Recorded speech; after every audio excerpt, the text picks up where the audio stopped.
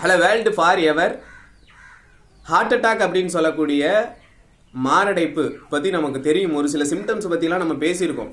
But அது வந்து எந்த நாளில் எந்த டைமில் வந்து அதிக பேருக்கு வந்து வருது. ஸோ இந்த டைம்லாம் வந்து நம்ம கொஞ்சம் கேர்ஃபுல்லாக இருந்துக்கணும். ஸோ அப்படின்னு சொல்லி ஒரு சில ரிசர்ச் எல்லாம் வந்து இருக்குது. ஸோ இந்த டைமில் வந்து அதிக பேர் வந்து இந்த ஹார்ட் அட்டாக்ல வந்து இறந்துருக்காங்க அப்படின்னு சொல்லியெல்லாம். ஸோ அதை பற்றி தான் பார்க்க போகிறோம். ஸோ அது போக இந்த மாதிரி விஷயங்கள்லாம் இருந்துச்சுன்னா நம்ம எந்த அளவுக்கு அவேர்னஸாக இருக்கணும் அப்படின்னு சொல்லி பார்க்க போகிறோம். எனிவே என் பாண்டி ஸ்டேட்மெண்ட். ஸோ இந்த ஹார்ட் அட்டாக் அப்படின்னு சொல்லக்கூடியது நம்மளுடைய ரத்த குழாய்களில் கொழுப்பு இந்த மாதிரி அடைப்பு ஏற்பட்டு நம்மளுடைய இதயம் வந்து செயலிழக்கிறதா ஹார்ட் அட்டாக் அப்படின்னு சொல்லி நமக்கு தெரியும். ஸோ அதில் வந்து லெஃப்ட் சைடு உள்ள இந்த கை நம்மளுடைய சுண்டு விரல்லேருந்து கழுத்து பகுதி வரையும் பெயின் ரொம்ப அதிகமாக இருக்கும். சிவியராக இருக்கும் பெயின். அது வந்து இருக்க பெயின் வந்து கூடிக்கிட்டே இருக்கும். பயங்கரமாக வேர்க்கும். இந்த மாதிரி ஒரு சில சிம்டம்ஸ்லாம் வந்து இருக்குது.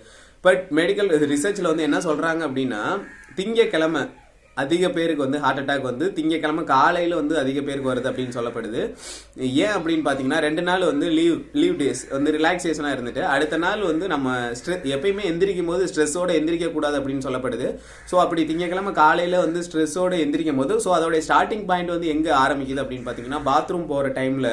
ஸோ அவங்க அந்த பாத்ரூம் போகும்போதே ஒரு சில ட்ரிகர் எந்தெந்த ட்ரிகர் பண்ணலாம் வரலாம் அப்படின்னு சொல்லப்படுதுன்னா, ஸோ அவங்க போகக்கூடிய அந்த மோஷன் வந்து கொஞ்சம் ஸ்ட்ரெயின் பண்ணி போகும்போது வேகஸ் அப்படின்னு சொல்லக்கூடிய நம்ம உடம்புல ஒரு நரம்பு இருக்குது. ஸோ அது அங்கே போய் இதயத்தில் வந்து ஜாயிண்ட் ஆகும்போது ஸோ இதய துடிப்பு வந்து கம்மி பண்ணுறதுக்கு ஒரு வாய்ப்பு இருக்குது அப்படின்னு சொல்லப்படுது. ஒரு ட்ரிகர் இருக்குது அப்படின்னு சொல்லப்படுது.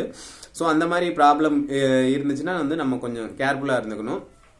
ரெண்டாவது பார்த்தீங்கன்னா தண்ணி நம்ம குளிக்கும்போது ஒரு குறிப்பிட்ட டெம்பரேச்சர், அதாவது 21 டிகிரி செல்சியஸ் கீழே கம்மியான தண்ணி, ரொம்ப குளிர்ந்த தண்ணியோ இல்லை வந்து 44 டிகிரி செல்சியஸ்க்கு மேலே கொஞ்சம் சூடான தண்ணியில் குளிக்கிறத கொஞ்சம் நம்ம அவாய்ட் பண்ணுறது மூலியமாக அந்த பிபி இன்க்ரீஸ் ஆகிறதையும் நம்ம கம்மி பண்ணலாம். ஸோ அதனால் வந்து ஒரு நார்மலான டெம்பரேச்சரில் உள்ள தண்ணியில் வந்து குளிக்கலாம் அப்படின்னு சொல்லப்படுது. ஸோ ஏன்னா வந்து அந்த ட்ரிகர் இதெல்லாம் வந்து ஒரு காரணிகளாக இருக்கலாம் அப்படின்னு சொல்லப்படுது.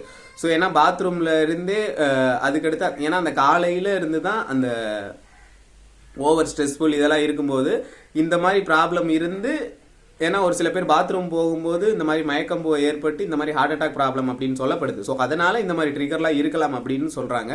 ஸோ இந்த மாதிரி இருந்துச்சுன்னா நம்ம கொஞ்சம் கேர்ஃபுல்லாக இருக்கணும். ஸோ அது போக வந்து நெஞ்சு வலி, மயக்கம் வருது, தலை சுற்றுறது, வாந்தி வர்றது, ஸோ இந்த மாதிரி ப்ராப்ளம்ஸ் வந்து காலங்காத்தால் இருக்கும்போதோ ஸோ அது எப்போ இருந்தாலும் சரி.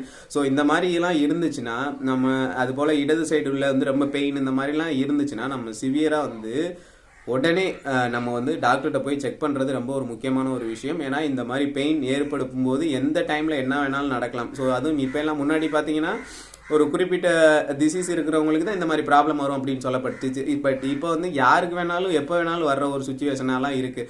ஸோ அதுலேயும் பார்த்தீங்கன்னா யார் கொஞ்சம் ரொம்ப அவேர்னஸாக இருக்கணும் அப்படின்னு பார்த்தீங்கன்னா உடல் பருமன் அதிகமாக இருக்கிறவங்க, பிபி அதாவது உயர் ரத்த அழுத்தம் இருக்கிறவங்க, ஸோ சர்க்கரை நோய் உள்ளவங்க, ஸோ இந்த மாதிரி ஒரு சில டிசீஸ் இருக்கவங்க ரொம்ப கேர்ஃபுல்லாக இருக்கணும்.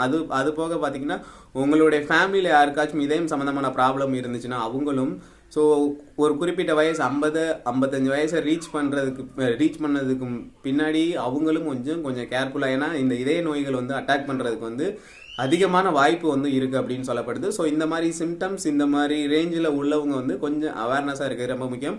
ஸோ அது போல் காலையில் எந்திரிக்கும் போது ஸ்ட்ரெஸ்ஃபுல்லாக எந்திரிக்கிறதே மிகப்பெரிய ஒரு நோயை வந்து கொண்டு போய் விடும். ஸோ அது வந்து இதய நோய் மட்டுமல்ல.